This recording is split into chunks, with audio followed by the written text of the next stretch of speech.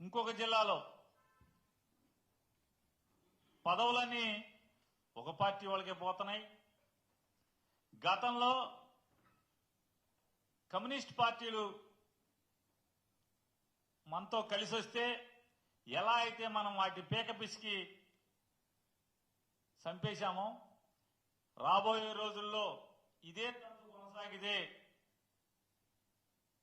Telugu Desam party కూడా no communist పార్టీలాగానే నూకలు చెల్లిపోతాయని చెప్పని సాక్షాత్తు ఆ పార్టీ శాసనసభ్యులే మినీ మహానాడులో వాళ్ళ ఆక్రోశాన్ని వెళ్లగక్కున్న పరిస్థితి ఒక జిల్లా చూసాం. మరొక జిల్లాలో ఇంతకన్నా దిక్కుమాలిన తనంలో మినీ మహానాడు ఎవరైతే జరపాలో దానికి అధ్యక్షత వహించి దాన్ని నడపాల్సిన అధ్యక్షుడే ఆ సభకు డుమ్మా కొట్టాడని చెప్పని ఒక సీనియర్ కార్యకర్త లబో దిబోమని గుండెలు బాదుకునే పరిస్థితి. ఎన్టీ రామారావు ఉన్నప్పుడు తెలుగుదేశం పార్టీ వేరు, గతంలో తెలుగుదేశం పార్టీ వేరు. ఇవాళ దిక్కుమాలినతనానికి మారుపేరుగా మారిన తెలుగుదేశం పార్టీ అని చెప్పని ఆ జిల్లాలో ఆ కార్యకర్త ఏడుపులు పెడబొబ్బలు.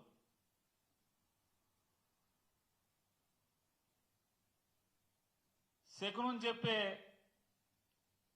అందరికీ శకునం చెప్పే బల్లికి ఏదో జరిగిందంట.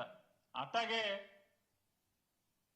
ఎన్టీ రామారావు పార్టీ పెట్టిన కాడి నుంచి పార్టీ పెట్టాను, నేను పార్టీలో ఉన్నాను, పుట్టానని చెప్పేటువంటి ఆయనకి కనీసం ఒక బ్యానర్ కూడా లేదని వాళ్ళ జనం అంతా కూడా గోల గోల అల్లరల్లరి ఒక జిల్లాలో. ఇంకో జిల్లాలో కార్యకర్తలకి కనీసం మర్యాద కూడా లేదు, పలకరించే నాదుడు లేడు. ఎన్నికల ముందేమో జైలుకి వెళ్ళండి, ఎన్ని కేసులుంటే అంత పెద్ద పదవులు అన్నారు. ఇవాళేమో ఎవడికి చిల్లర కొడితే ఆడికే పదవులు వస్తున్నాయి అని చెప్పి ఒక జిల్లాలో ఆక్రోశం. ఇంకొక జిల్లాలో ఆడేవరా బాబు మంత్రి ఆధార్ కార్డు చూపించమంటున్నాడు, పనులకు వస్తే ఆధార్ కార్డు నంబర్ రాసుకుని మీ పనేంటని అడుగుతున్నాడు. కార్యకర్తల దౌర్భాగ్య స్థితి ఇది, పార్టీ ఇట్లా చచ్చిపోతుంది అని చెప్పని ఒక సీనియర్ కార్యకర్త ఆవేదన. మరొక జిల్లాలో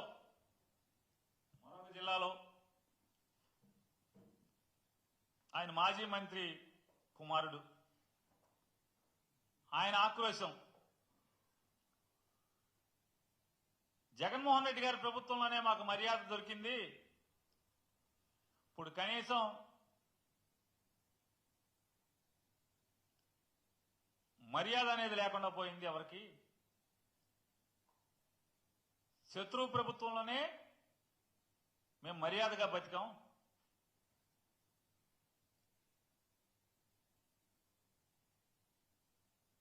ప్రభుత్వం రాగానే ఒక ఆయన పసుపు బిళ్ళలిస్తాం, ఆ బిళ్ళల జేబుకు తగిలించుకెళ్ళండి, ప్రభుత్వ కార్యాలయాల్లో కార్పెట్ పరిచి పూలు జిమ్మి కుర్చీ వేసి కాఫీ టీ ఇచ్చి మీ పని చేసి పంపిస్తారని చెప్పారు. ఇవాళ గవర్నమెంట్ ఆఫీసులకు వెళ్తే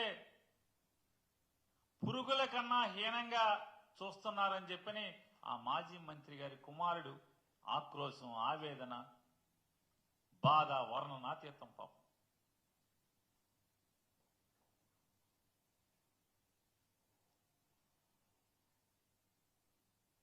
ఇంత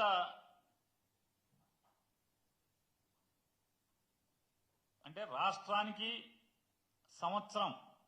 ఒక సంవత్సర కాలంలో ప్రభుత్వం నడిపి ఈ రాష్ట్ర ప్రజలకు చేసింది శూన్యం, ఈ రాష్ట్రానికి చేసింది శూన్యం. ఆఖరికి జెండా మోసి మీ మాటలు నమ్మి కేసులు కట్టించుకుని జైలుకి వెళ్ళొచ్చిన వాళ్ళకు కూడా తిరుక్షవరం. ఇది ఇవాళ ఈ రాష్ట్రంలో ఉన్న పరిస్థితుల్ని ఈ మినీ మహానాడుల ద్వారా తెలుగుదేశం పార్టీ నాయకులు, కార్యకర్తలు, శాసనసభ్యులు వాళ్ళ ఆక్రోశ నాడుల్లో వెళ్ళగక్కినటువంటి బాధాతప్త హృదయాలతో కన్నీరు మున్నీరైనటువంటి సంఘటనలు ఈ రాష్ట్ర ప్రజలందరూ కూడా అనేక మాధ్యమాల ద్వారా మనందరం కూడా చూసాం. ఇవాళ దివంగత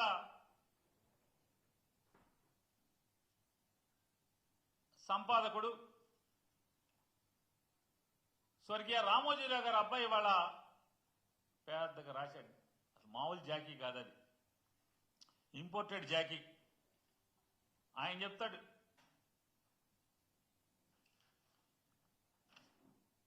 ఇది ఎవరో స్టేట్మెంట్ కాదు, వాళ్ళు రాసిందే.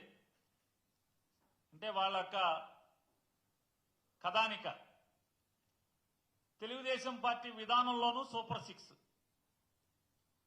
ఓరి మీ సూపర్ సిక్స్ చల్లకుండా మామూలుగా జనాలకు ఇచ్చిన సూపర్ సిక్స్ లేవు, ఇక్కడ మళ్ళీ కార్యకర్తలకు సూపర్ సిక్స్ అంట.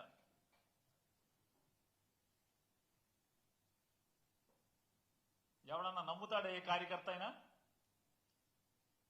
ఏ ఒక్క కార్యకర్త అయినా నమ్ముతాడా అంటున్నాను నేను. అంటే వీళ్ళ పతనం మొదలైంది అని చెప్పటానికి సాక్ష్యం ఇదొకటిగా మనం తీసుకోవచ్చు. వీళ్ళ సంవత్సర కాల అధికారం తర్వాత ఆడిట్ ఏంటయ్యా అంటే, ఈనాడు ఆడిట్, మినీ మహానాడులు అయ్యే మినీ ఆక్రోశ నాడులో ఉన్నటువంటి వీళ్ళ ఆడిట్ ఏం చెప్తుందయ్యా అంటే, పతనం శర వేగంగా జరుగుతుంది, ప్రారంభమైంది అనేది ఎన్ని రిఫ్లెక్షన్స్.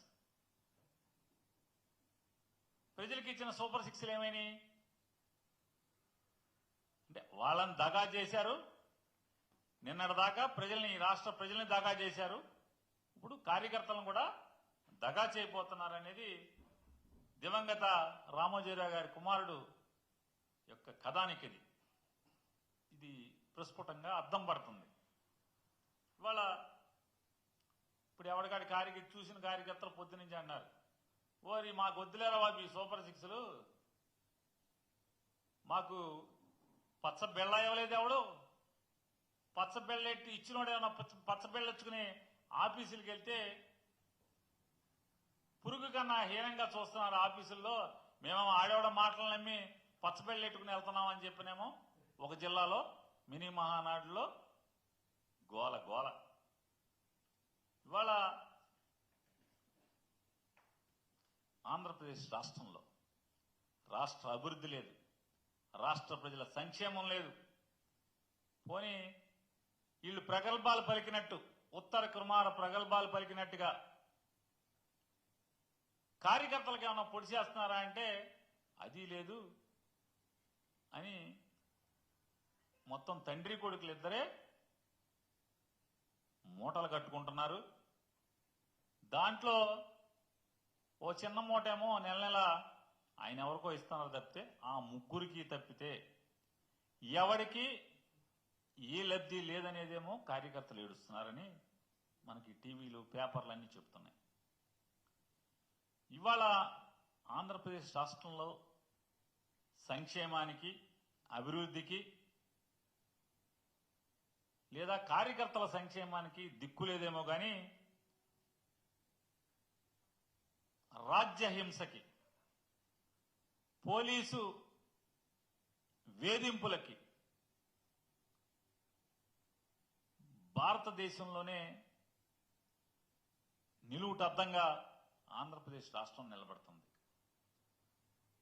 కస్టోడియల్ టార్చర్, ఆంధ్రప్రదేశ్ రాష్ట్రంలో కస్టోడియల్ టార్చర్ అనేది భారతదేశంలో తలమానికంగా ఆంధ్రప్రదేశ్ రాష్ట్రం నారా చంద్రబాబు నాయుడు, పవన్ కళ్యాణ్, లోకేష్ నాయుడు ఈ ముగ్గురు నాయకత్వంలో నడుస్తున్నటువంటి ప్రభుత్వం కస్టోడియల్ టార్చర్కి దేశంలో తలమానికంగా విరాజిల్లుతోంది. ఇవాళ వాళ్ళకి ఎవరి మీద కక్ష ఉంటే, ఏ రకంగా పోలీసుని అడ్డం పెట్టి జైళ్లలో మగ్గతీస్తున్నారో, తప్పుడు కేసులు పెడుతున్నారో, కళ్ళ కట్టినట్టుగా రోజు నిత్యం సంఘటనలు చూస్తూనే ఉన్నాం. జగన్మోహన్ రెడ్డి గారిని అంటే చంద్రబాబు నాయుడు గారి కక్ష ఏంటంటే, నేను అప్పుడేదో సోనియా గాంధీతో చట్టాపట్టాలు వేసుకుని చీకట్లో చిదంబరాన్ని కలిసి జగన్మోహన్ రెడ్డి గారిని 16 మాసాలు జైల్లో ఉంచాను. నేను 40 ఏళ్ల ఇండస్ట్రీ కాబట్టి జగన్మోహన్ రెడ్డి గారిని నేను ఉంచుతాను. నా అనుభవం అది. అనుభవం లేని జగన్మోహన్ రెడ్డి నన్ను 56 రోజులు లోపల ఉంచుతాడా అని కక్ష. ఇవాళ లిక్కర్ కేసులో ముద్దాయిగా ఉన్న చంద్రబాబు నాయుడు